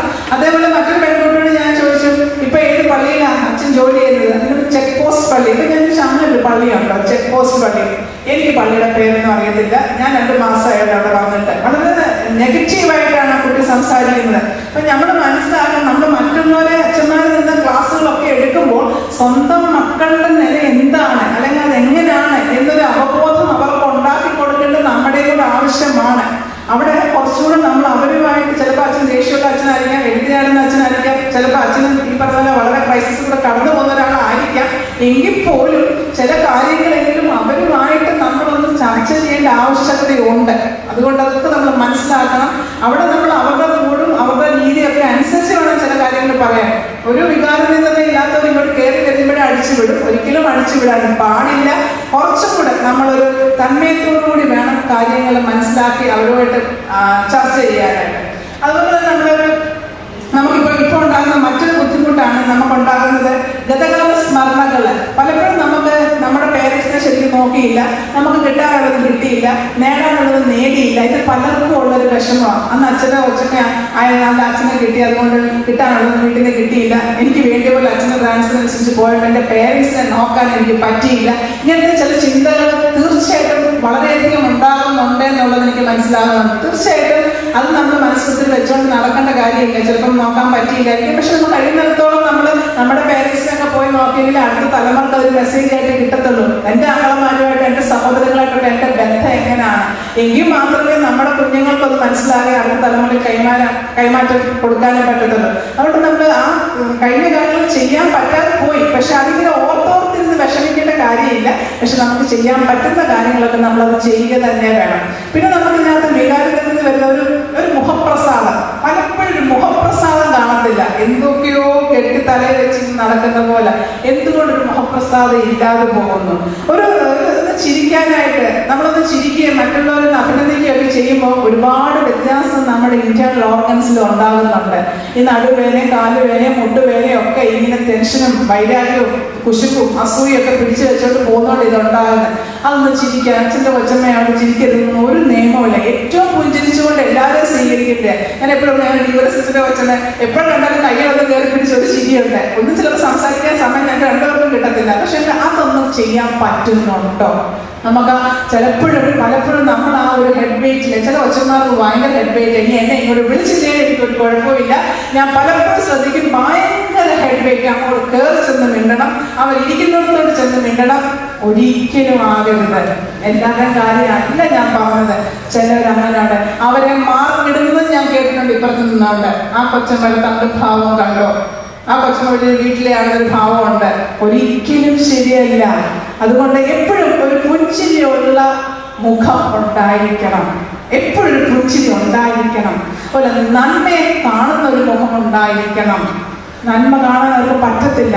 അവരോട് എല്ലാവരും നല്ലതാണെന്ന് പറഞ്ഞു, പക്ഷെ മറ്റുള്ള ഒരാളുടെ നന്മയെ അവർക്ക് പറയാൻ അറിയത്തില്ല, പറയത്തുമില്ല. എന്തുകൊണ്ട്? സൺഡേ സ്കൂളിലുള്ള നിങ്ങൾക്ക് എത്രയോ അധ്യാപന സംഘടനകളൊക്കെ നിങ്ങളുടെ കയ്യിൽ കൂടെ കടന്നു പോകുന്നു. ഒരു നന്മയൊന്ന് എടുത്ത് പറയാൻ, അതിനൊന്ന് പരിപോഷിപ്പിക്കാൻ എത്രമാത്രം നിങ്ങൾ ശ്രമിക്കുന്നുണ്ട്. തീർച്ചയായിട്ടും അത് നിങ്ങളുടെ വലിയൊരു ദൗത്യം തന്നെയാണ്. ഇന്ന് മനസ്സിലാക്കാൻ, നന്മ എടുത്ത് പറഞ്ഞെങ്കിലേ വളർച്ച ഉണ്ടാകത്തുള്ളൂ. നമ്മളെല്ലാം ഇങ്ങനെ നെഗറ്റീവ് പറയും, കൊള്ളത്തില്ല, പന്നല്ല, ചീത്തയ, അവർ മോശം, ഇവര് മോശം, അല്ലെങ്കിൽ ഒരിക്കലും അല്ല. ഇപ്പൊ ഞാൻ ചോദിക്കട്ടെ, നിങ്ങളുടെ അച്ഛന്റെ 3 ഗുണമെന്ന് പറയാൻ പറഞ്ഞാൽ എത്ര പേർക്ക് പറയാൻ പറ്റും? ഒന്ന് പറയാമോ? അച്ഛന്റെ 3 ഗുണമെന്ന് പറയാമോ ഞാൻ ചോദിച്ചാൽ? വേറെ ഒന്നും ചോദിച്ചില്ല. അവിടെ ചിരിക്കുന്നു. സ്വന്തം ഭർത്താവിന്റെ 3 ഗുണം ഒന്ന് പറയാമോ ഞാൻ ചോദിച്ചത്? എല്ലാ ഗുണവും അത് തന്നെ, എല്ലാ ഗുണമുണ്ടെന്ന് അച്ഛൻ അങ്ങ് പറഞ്ഞു അല്ലേ? അതുപോലെ കുട്ടികളുടെ നന്മ, അമ്മായിയമ്മയുടെ നന്മ, ഏറ്റവും പള്ളിയിലൊക്കെ പ്രശ്നം ഉണ്ടാക്കുന്ന അമ്മമാരുടെ ഒരു നന്മയൊന്ന് എടുത്ത് പറഞ്ഞേ. വേറെ ഒന്നും വേണ്ട, അത് കേട്ടാൽ മതി. അവരവരുടെ സ്വഭാവത്തിലൊക്കെ മാറ്റം വന്നോളൂ. എല്ലാവരും ആഗ്രഹിക്കുന്ന നന്മ കേൾക്കാനാണ്. ചിലരുണ്ട് സമാജത്തെ പ്രശ്നം ഉണ്ടാകും, സൺഡേ സ്കൂളിൽ പ്രശ്നം ഉണ്ടാകും അല്ലേ? അങ്ങനെയുള്ളവരെ നമ്മൾ എങ്ങനെ കൈകാര്യം ചെയ്യുന്നത്? വീണ്ടും ഒരു ഹറാസ് ചെയ്ത് താത്തിക്കെട്ടി നടക്കുന്ന കാര്യമല്ല. അവരുമായിട്ടൊരു സൗഹൃദം കൂടി അവരുടെ എന്തെങ്കിലും നന്മയില്ലാത്ത ഒരുത്തരം കർത്താവ് ഇങ്ങോട്ട് വിട്ടിട്ടില്ല. ആ നന്മ ഒന്ന് എടുത്ത് പറയണം. തീർച്ചയായിട്ടും ഈ നന്മ എത്ര എടുത്ത് പറഞ്ഞോ അത്രയും വളർച്ച നമുക്ക് ഉണ്ടാകുന്നത്. പക്ഷെ അതൊന്നും ഉൾക്കൊള്ളാൻ നമുക്ക് പറ്റുന്നില്ല, മനസ്സിലാക്കാനും പറ്റുന്നില്ല. നന്മകളെ വീണ്ടും വീണ്ടും എടുത്ത് പറയണം. അപ്പം അതുപോലെ എന്തെങ്കിലും പ്രയാസമുണ്ട്, എനിക്ക് ഉപയോഗിക്കണം, എനിക്കതിൽ ബുദ്ധിമുട്ടുണ്ട്, എനിക്കതിൽ സങ്കടമുണ്ട്, എനിക്കതിൽ യോജിക്കാൻ പറ്റുന്നില്ല. ഇപ്പൊ കൊച്ചുമക്കളോടാണെങ്കിലും പറയാം, അമ്മച്ചിക്ക് അത് ചെയ്തതിൽ വിഷമമുണ്ട്, നീ അങ്ങനെ ചെയ്തില്ല നല്ല പറയേണ്ടത്. മകൻ റിപ്പോർട്ട് കാർഡ് കൊണ്ട് വരുമ്പോൾ അമ്മയ്ക്ക് എനിക്കതിൽ വിഷമമുണ്ട്, മാർക്ക് ഇത്രയും കുറഞ്ഞതിൽ, അല്ല നീ അത് പറഞ്ഞതിൽ എനിക്ക് വിഷമമുണ്ട്, ഞാൻ ഫാക്ട് ഉപയോഗിക്കാൻ പഠിക്കണം. അതുപോലെ നോ പറയാനും അറിഞ്ഞിരിക്കണം. അച്ഛൻ്റെ കൊച്ചമ്മമാരായതുകൊണ്ട് ആരോടും നോ പറയരുത് ഒരു ചിന്തയുണ്ട്. ഒരിക്കലും ശരിയല്ല. നിങ്ങൾക്ക് ഇഷ്ടമില്ലാത്ത, നിങ്ങൾക്ക് അഭിപ്രായമില്ലാത്ത ഏത് കാര്യത്തിനും നോ പറയാൻ റൈറ്റ് ഉണ്ട്. ആ പറയുമ്പോൾ സൗമ്യമായിട്ട് നമുക്ക് നമ്മുടെ റെസ്പെക്റ്റോടുകൂടി മറ്റേ ആളിനോട് റെസ്പെക്റ്റോടുകൂടി തന്നെ നോ പറയണം. നോ പറയാൻ റൈറ്റ് എല്ലാവർക്കും ഉണ്ട്. ഇഷ്ടമില്ലാത്ത, സ്വീകാര്യമല്ലാത്ത, അസ്വസ്ഥത ഉളവാക്കുന്ന എന്ത് സംഗതിക്കും എനിക്ക് താല്പര്യമില്ല കേട്ടോ, എനിക്കതിനോട് യോജിക്കാൻ പറ്റുന്നില്ല, അവിടെ അർത്ഥം മുറിച്ച് ദേഷ്യപ്പെട്ടല്ല നോ പറയേണ്ടത്. റെസ്പെക്റ്റോടുകൂടി ആ നോ പറഞ്ഞ ജീവിതകാലം മുഴുവൻ ആ വ്യക്തി മോശമാണെന്ന് പറഞ്ഞ് നിങ്ങൾ മോശമാകുന്നില്ല. ഒരു റെസ്പെക്റ്റോടുകൂടി നോ പറയാനുള്ള എല്ലാ റൈറ്റും നിങ്ങൾക്കുണ്ടെന്ന് മനസ്സിലാക്കണം. അത് കൊച്ചമ്മയായോണ്ട് ഇതൊന്നും പറയാൻ പറ്റത്തില്ല, കൊച്ചമ്മയായോണ്ട് ഇങ്ങനെ ജീവിക്കണം, കൊച്ചമ്മയായോണ്ട് ഇങ്ങനെ ഒന്നുമല്ല. നിങ്ങൾക്ക് ഇഷ്ടമില്ലാത്ത എന്തും പറയാൻ നിങ്ങൾക്ക് അവസരമുണ്ട്. അതുപോലെ പേരന്റിങ് ഒരു കാര്യം കൂടെ പറഞ്ഞാൽ നിർത്തുകയാണ്. ഇന്ന് ഏറ്റവും കൂടുതൽ ചൂഷണങ്ങളും മറ്റു കാര്യങ്ങളൊക്കെ വീട്ടിനകത്തിൽ തന്നെയാണ് ലഭിക്കുന്നത് മനസ്സിലാക്കണം. അതേപോലെ മനസ്സിലാക്കണം, ഇപ്പൊ സൺഡേ സ്കൂളിൽ പഠിക്കാൻ വരുന്ന യൂത്ത് മൂവ്മെന്റ് ഉണ്ട് അല്ലെ? ഇങ്ങനെയൊക്കെ ഉള്ളപ്പോഴും ഒരു നിരീക്ഷണം നിങ്ങൾക്ക് എപ്പോഴും ഉണ്ടായിരിക്കണം. എന്തെങ്കിലും സംശയം അസ്വാഭാവികമായിട്ട് തോന്നുന്നത് തീർച്ചയായിട്ടും അത് മറ്റുള്ളവരോട് പറഞ്ഞൊരു പ്രശ്നം ഉണ്ടാക്കുകയല്ല, അവരോട് തന്നെ നേരിട്ട് വിളിച്ച് സംസാരിക്കാനുള്ള ചങ്കുറ്റം കാണിച്ചിരിക്കണം. അത് ഉടനെ ചെന്ന് പള്ളിയിൽ പറഞ്ഞ് ക്രിസ്തുവോട് പറഞ്ഞല്ല, മറ്റവരോട് പറയല്ല. ചില പള്ളി പരിസരത്തൊക്കെ ചില പ്രശ്നങ്ങളും ചില വേണ്ടാത്ത കാര്യങ്ങളൊക്കെ നമ്മൾ കാണുന്നുണ്ടെങ്കിൽ തീർച്ചയായിട്ടും അത് ആ കുട്ടികളോട് അത് വിളിച്ച് സംസാരിക്കാനുള്ള എല്ലാ റൈറ്റും നിങ്ങൾക്കുണ്ട്. അത് പാത്ത് മൂടി ഒളിപ്പിച്ച് വെക്കുകയല്ല ചെയ്യേണ്ടത് മനസ്സിലാക്കുക. അടുത്തത് ഞാൻ പറഞ്ഞല്ലോ, ഒരു കുട്ടി എഴുതി തന്നതാ, മധുവായി നിൽക്കുന്ന ചേട്ടൻ താഴെ നിൽക്കുന്ന ചേച്ചിയെ കൈ കാണിക്കുന്നത് ശരിയാണോ? എനിക്ക് എഴുതി തന്നതാ. കുട്ടികളെ സൺഡേ സ്കൂൾ കുട്ടികളുടെ ക്ലാസ്സൊക്കെ എടുക്കുമ്പോൾ എന്തെങ്കിലും പ്രശ്നം ബുദ്ധിമുട്ടോ ഉണ്ടോ എന്ന് ചോദിക്കുമ്പോൾ ഒരു കുട്ടി എഴുതി തന്ന കാര്യമാണ്, ഞങ്ങൾ ഫ്രണ്ട് നിൽക്കുന്നു, ആ ചേച്ചി താഴെ നിൽക്കുന്നു, ആ ചേച്ചിയെ മധുവായിട്ട് നിന്ന് ചേട്ടൻ കൈ കാണിക്കുന്നു. എനിക്ക് എഴുതി തന്ന കാര്യം ഞാൻ ഈ പറയുന്നത്. അതുകൊണ്ട് എന്തെങ്കിലുമൊക്കെ അങ്ങനെയൊക്കെ നിങ്ങളോട് ആരെങ്കിലും എന്തെങ്കിലും സംസാരിക്കുകയൊക്കെ ചെയ്യുമ്പോൾ തീർച്ചയായിട്ടും അതിനെ യുക്തമായ രീതിയിൽ കൈകാര്യം ചെയ്യണം. അല്ലാതെ ഒരു പ്രശ്നം ഉണ്ടാക്കി പള്ളി മുഴുവൻ അറിയിച്ചാൽ അത് കൊണ്ടുപോകേണ്ടത്. നിങ്ങൾ മനസ്സിലാക്കുക, ഒരു സെക്സ് എഡ്യൂക്കേഷനൊക്കെ ഒരു വളരെ ചെറുപ്പത്തിൽ തന്നെ കുട്ടികൾക്ക് കൊടുത്തിരിക്കണം. ഒരു 1.5 വയസ്സ് വരെയുള്ള കാലഘട്ടത്തിലൊക്കെ നമ്മൾ ഓൾ ബോഡി പാർട്സ് കുട്ടിക്ക് പറഞ്ഞു കൊടുത്താണ് ഒരു സെക്സ് എഡ്യൂക്കേഷൻ തുടങ്ങുന്നത്. 1.5 തൊട്ട് 3 വയസ്സ് വരെയുള്ള കാലഘട്ടത്തിൽ പ്രൈവറ്റ് പാർട്സ് കുട്ടിക്ക് പറഞ്ഞു കൊടുത്തിരിക്കണം. തീർച്ചയായിട്ടും പള്ളി പരിസരമൊക്കെ പല ചൂഷണങ്ങൾ നടക്കുന്നുണ്ട്, നിങ്ങൾ അറിയുന്നില്ലെന്ന് മാത്രമേ ഉള്ളൂ. നമുക്ക് കൗൺസിലിംഗിൽ കൂടെ വരുമ്പോൾ ഇത് വളരെ വ്യക്തമായിട്ട് നമുക്ക് മനസ്സിലാക്കുന്നുണ്ട്. നമ്മളത് ശ്രദ്ധിക്കാതെ പോകുന്നത് കൊണ്ടാണ്. നമ്മുടെ കുട്ടികൾക്ക്, സൺഡേ സ്കൂൾ കുട്ടികൾക്ക് വ്യക്തമായിട്ട് കാര്യങ്ങൾ പറഞ്ഞു കൊടുക്കണം. 3 തൊട്ട് 5 വയസ്സ് വരെയുള്ള കാലഘട്ടത്തിൽ നമ്മൾ എങ്ങനെ ഒരു ഗുഡ് ടച്ച് എന്താ ബാഡ് ടച്ച് എന്നൊക്കെ പറഞ്ഞു കൊടുത്തിരിക്കണം കുട്ടിയോട്.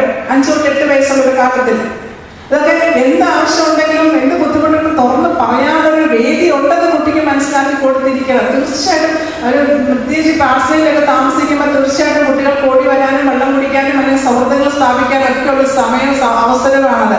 അതുപോലെ 8 തൊട്ട് 10 വയസ്സിൽ എങ്ങനെ സ്വയം പ്രതിരോധിക്കണമെന്ന് പറയണം.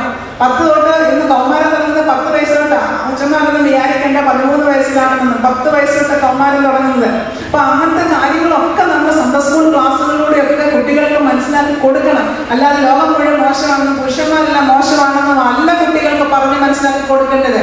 തീർച്ചയായിട്ടും നമ്മുടെ സഭയുടെ പൈതൃകവും പാരമ്പര്യം അനുസരിച്ച് പുരുഷൻ തന്നെ അതോറിറ്റി അതിന് യാതൊരു സംശയവും ഇല്ല. അതുകൊണ്ട് ആരും ഒരു പുരുഷനും വിചാരിക്കേണ്ട ഒരു സ്ത്രീ അടിമയാണെന്നോ ആരും വിചാരിക്കേണ്ടത്. രണ്ടും മുമ്പേ പറഞ്ഞ പരസ്പര പൂരകമാണ്. കൊടുക്കേണ്ട റെസ്പെക്ട് പുരുഷന് കൊടുത്തിരിക്കണം. ഒരു സ്ത്രീയെ എങ്ങനെ ബഹുമാനിക്കണം സ്വന്തം മക്കൾക്ക് പഠിപ്പിച്ചു കൊടുത്തിരിക്കണം. സ്വന്തം പെൺമക്കളോട് പുരുഷനെ എങ്ങനെ ബഹുമാനിക്കണമെന്ന് പഠിപ്പിച്ചു കൊടുത്തിരിക്കണം. ആ മക്കളോട് സ്ത്രീയെ എങ്ങനെ ബഹുമാനിക്കണമെന്ന് പഠിപ്പിച്ചു കൊടുത്തിരിക്കണം. ഇന്ന് നമ്മുടെ പഴയ കാലത്ത് നിന്നൊക്കെ കാര്യമില്ല.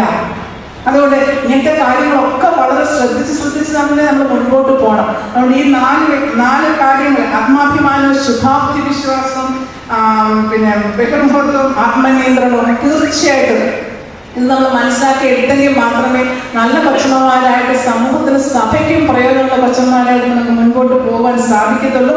അതേപോലെ തന്നെ ഞാൻ പറഞ്ഞില്ലേ, തീർച്ചയായിട്ടും ഈ ഹോസ്പിറ്റലൊക്കെ അടക്കം പ്രത്യേകിച്ച് സ്ത്രീകളാണെങ്കിൽ ഈ കൊച്ചന്മാരിന്ന് കയ്യിലൊക്കെ പിടിക്കുമ്പം ഒരു വളരെ, നിങ്ങൾ പറയുന്ന ഒരു മെഡിസിനേക്കാൾ ശക്തിയുണ്ട് നിങ്ങളുടെ ഒരു മാസ്മരിക് അറ്റാച്ചിന് നിങ്ങൾ മനസ്സിലാക്കണം. തീർച്ചയായിട്ടും ഇപ്പൊ വീട്ടിലൊക്കെ മരിച്ചു അല്ലെങ്കിൽ ആരെങ്കിലും ഇല്ല, ഒറ്റപ്പെട്ടൊക്കെ ഇരിക്കുമ്പോൾ ഒന്ന് കയറി ചെന്ന് നിങ്ങളുടെ ഒരു സാമീപ്യം മതി, നിങ്ങളുടെ ഒരു നോട്ടം മതി. നിങ്ങൾ ഒത്തിരി ഒന്നും സംസാരിക്കേണ്ട.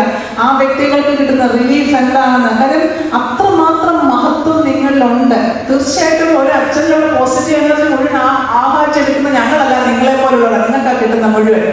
അത് മനസ്സിലാക്കണം. ഒരു അച്ഛനുള്ള പോസിറ്റീവ് എനർജി കാര്യം ഈ മദ്ബഹായുടെ ശുശ്രൂഷയിൽ തിരിച്ചറിഞ്ഞ് വരുന്ന ഒരു വ്യക്തിയിലുള്ള പോസിറ്റീവ് എനർജി ഏറ്റവും കൂടുതൽ കിട്ടും നിങ്ങൾക്ക്. ആ നിങ്ങളുടെ പോസിറ്റീവ് എനർജിയാണ് ഞങ്ങൾക്ക് പകർന്ന് കിട്ടേണ്ടത്. അതുകൊണ്ട് മനസ്സിലാക്കുക. തീർച്ചയായിട്ടും ഒരു വലിയ ദൈവവിളിയായിട്ട്, ഒരു വലിയ മഹത്വമുള്ള ഒരു ജോലിയായിട്ട് തന്നെയാണ് ഇതിനെ കാണേണ്ടത്. സ്ത്രീത്വത്തിന്റെ കാമ്പ്, ഒരു നല്ല കാമ്പുള്ള സ്ത്രീയായിട്ട്. അത് വിദ്യാഭ്യാസത്തിലാണ്, സാമൂഹികപരമായിട്ടും മതപരമായിട്ടും സാംസ്കാരികപരമായിട്ടും എല്ലാ കാര്യങ്ങളിലും ഒരു ഉയർന്ന കാഴ്ചപ്പാടോടുകൂടി വേണം നമ്മൾ ജീവിക്കാനായിട്ട്. അല്ലാതെ എപ്പോഴും 30 വർഷത്തെ മുമ്പത്തെ കാഴ്ചപ്പാടോടുകൂടിയല്ല. പിന്നെ ലാസ്റ്റില് നമ്മുടെ പ്രാർത്ഥന, അത് പ്രത്യേകിച്ച് നമുക്ക് പറയേണ്ട കാര്യമില്ല. എന്നാലും ചിലരുടെ വീട്ടിൽ നോയമ്പുകളും പ്രാർത്ഥനയൊക്കെ സ്വല്പം കുറവുണ്ട്. ഇതൊക്കെ കൗൺസിലിങ്ങിലൂടെ കിട്ടുന്ന കാര്യങ്ങളായതുകൊണ്ട് ഷെയർ ചെയ്യുന്നത് മാത്രമേ ഉള്ളൂ. തീർച്ചയായിട്ടും അതിൻ്റെ എന്തെങ്കിലും കുറവുകളൊക്കെ ഉണ്ടെങ്കിൽ തീർച്ചയായിട്ടും അത് നികത്തിക്കൊണ്ട് തന്നെ മുമ്പോട്ട് പോയി സഭയെ ഏറ്റവും നല്ല സുന്ദരമായ ഒരു ഭാവിയിലേക്ക് സഭയെ കെട്ടിപ്പടുക്കാൻ നിങ്ങളുടെ കഴിവ്, പ്രാപ്തി, നിങ്ങളുടെ സമയം, ഇതൊക്കെ ഞങ്ങളെ പോലുള്ളവർക്ക് ഏറ്റവും വിലയേറിയതാണെന്ന് ഞാൻ ഓർപ്പിക്കുന്നു. തീർച്ചയായിട്ടും ഇങ്ങനെ ഒരു ഓർത്തഡോക്സ് സഭയുടെ അംഗമാകാൻ സാധിച്ചത് വളരെ അഭിമാനത്തോടു കൂടി തന്നെയാണ് ഞാനിവിടെ നിൽക്കുന്നത്. അതുപോലെ നിങ്ങൾക്ക് ഓരോരുത്തർക്കും ആ അഭിമാനം നിങ്ങളിൽ നിറഞ്ഞ് കവിഞ്ഞു തോന്നും എന്നുള്ള വിശ്വാസത്തോടു കൂടി ഇങ്ങനൊരു അവസരം തന്ന ഇതിന്റെ ഭാരവാഹികളോട് തീർച്ചയായിട്ടും ഒരു പകരക്കാരിയായിട്ട് വന്ന് നിന്നെങ്കിൽ പോലും തീർച്ചയായിട്ടും അതൊരു ദൈവഹിതമാണ്, ദൈവനിമിത്തമാണെന്ന് ഞാൻ മനസ്സിലാക്കുന്നു. തീർച്ചയായിട്ടും എല്ലാവിധ അനുഗ്രഹങ്ങളും ആശംസകളും എല്ലാ വർഷവും ഇങ്ങനെ പേപ്പറിൽ കാണും. നിങ്ങളുടെ സമ്മേളനം കൂടി ഒരിക്കൽ പോലും ചിന്തിച്ചിട്ടില്ല അതിലൊന്ന് 2 വാക്ക് പറയാൻ സാധിക്കുമെന്നൊന്നും ചിന്തിച്ചിട്ടില്ല. ഒരു പ്രിപ്പറേഷൻ എനിക്കില്ലായിരുന്നു. 9:45 നിങ്ങൾ വിളിച്ചു പറഞ്ഞു ഞാനൊരു ബ്ലൗസ് ഒന്ന് തേച്ചു. ഒരു വണ്ടി കിട്ടുമെന്ന് ചോദിക്കുന്ന താമസം ഞാനിവിടെ 10:50 എത്തി. അത്ര മാത്രമേ ഉള്ളായിരുന്നു. എന്തെങ്കിലും അതിനകത്ത് പോരായ്മയുണ്ടെങ്കിൽ സദയം ക്ഷമിക്കുക. ഒരുപാട് അറിവും ജീവിത പ്രാവീണ്യം കൊണ്ട് മുൻപന്തി നിൽക്കുന്നതിന് മുമ്പിലാണ് ഞാൻ നിൽക്കുന്നതെന്ന് എനിക്കറിയാം. തീർച്ചയായിട്ടും എന്തെങ്കിലും ഇതിനകത്ത് കുറവുണ്ടെങ്കിൽ ക്ഷമിക്കുക. എന്തെങ്കിലും സംശയമൊക്കെ ചോദിക്കാം. അതുമില്ലേ? എന്തെങ്കിലും സംശയം ചിലപ്പോൾ വിട്ടുപോയി. ഞാൻ ഒരു പ്രിപ്പറേഷനും ഇല്ല, അറിയാതെ വന്നത്. ഒരിക്കലും നോട്ടൊന്നും വായിച്ചു പോയിട്ടില്ല ഞാൻ. അതുകൊണ്ട് എന്തെങ്കിലും സംശയമാണ് പെട്ടെന്ന് വന്ന ഒരു പോയിന്റ് 4 പറഞ്ഞു. പിന്നെ ഇത് വിഷാദരോഗം വളരെ കൂടുതലുണ്ട്. 2 തരത്തിലുണ്ട്. ഹോർമോൺ ചേഞ്ച് കൊണ്ടുണ്ട്, പെട്ടെന്നുള്ള മാനസികാരോഗ്യ പ്രശ്നം മൂലമുണ്ട്. തീർച്ചയായിട്ടും ഇത് രണ്ടും ആണെങ്കിൽ പോലും ഒരു വിദഗ്ധ സേവനം തേടിയിരിക്കണം. ഒളിച്ചു വെക്കുകയോ മറച്ചു വെക്കുകയോ ചെയ്യുകയല്ല. പിന്നെ സ്ത്രീകളുള്ള ആക്രമണ വാസന അല്ലെങ്കിൽ കുറ്റകൃത്യം വളരെ കൂടുതലാണ്. അതിന് ജീവശാസ്ത്രപരമായ കാരണം.